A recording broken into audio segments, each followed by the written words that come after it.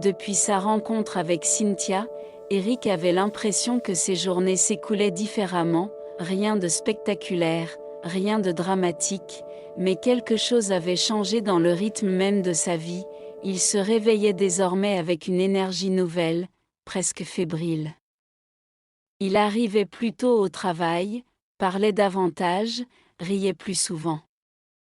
Ses collègues le remarquèrent rapidement, « On dirait que tu es amoureux », lança un jour l'un d'eux sur le ton de la plaisanterie. Eric sourit sans répondre, il n'aimait pas mettre des mots trop vite sur ce qu'il ressentait. Cynthia et lui se voyaient régulièrement, toujours en fin de journée.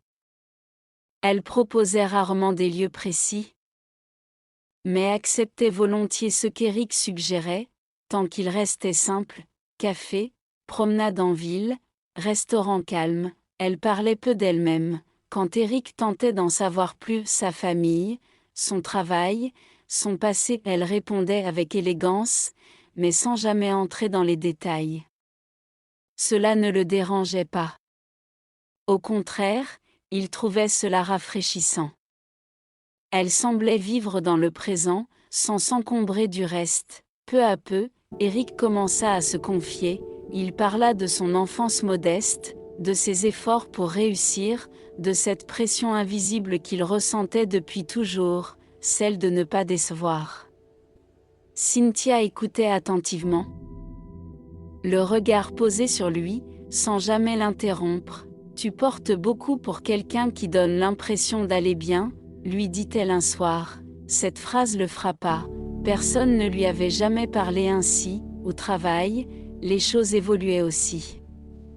Un supérieur le convoqua pour lui annoncer qu'un dossier sensible allait lui être confié.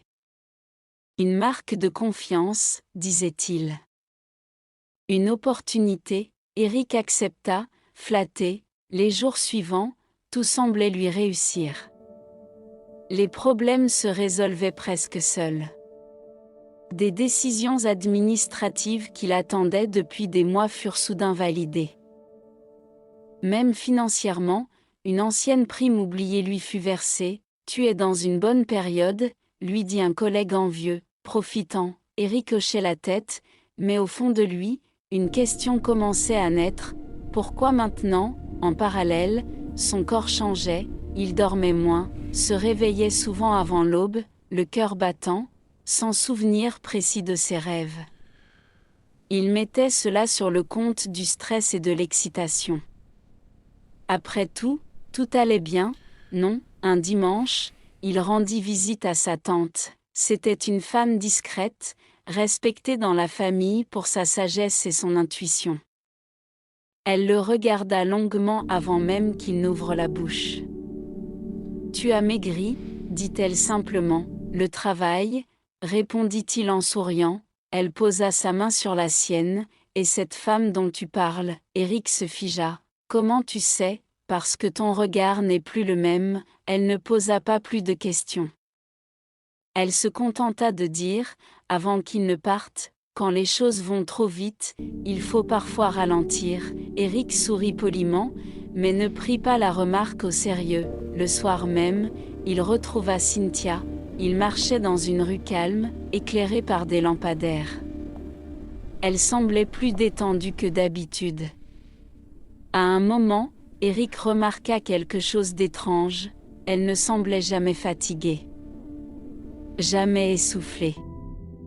Toujours parfaitement calme. « Tu n'as jamais de mauvaise journée ? » lui demanda-t-il à la légère. « J'ai appris à ne pas leur donner trop d'importance, » répondit-elle.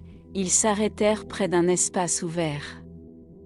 Le bruit lointain de l'eau se faisait entendre. Un fleuve, pas très loin. Cynthia s'approcha de la rambarde, posa ses mains dessus et inspira profondément, comme soulagée. « Tu viens souvent ici ?» demanda Eric. « Pas assez », répondit-elle simplement.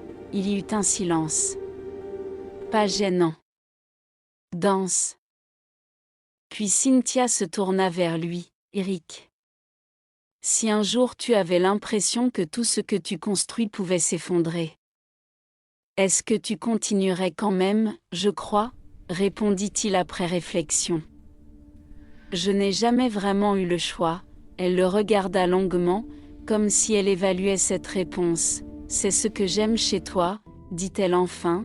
Ils se séparèrent un peu plus tard que d'habitude. En rentrant chez lui, Eric sentit une fatigue lourde l'envahir, différente de tout ce qu'il connaissait. Cette nuit-là, il se réveilla brusquement, il faisait encore sombre. Son téléphone vibrait, un message de Cynthia, « Tu me manques », sans vraiment réfléchir. Eric se leva, s'habilla et sortit de chez lui. Il ne savait pas exactement pourquoi. Il savait seulement qu'il devait la voir. Il marcha longtemps, guidé par les indications qu'elle lui envoyait. Les rues devenaient plus calmes, plus vides. Puis, soudain, il la vit au loin. Cynthia marchait devant lui. Il accéléra le pas pour la rejoindre. Elle tourna dans une direction, puis une autre, et soudain, elle disparut de son champ de vision. Eric s'arrêta net. Devant lui, il n'y avait plus que l'obscurité et le bruit de l'eau, tout près.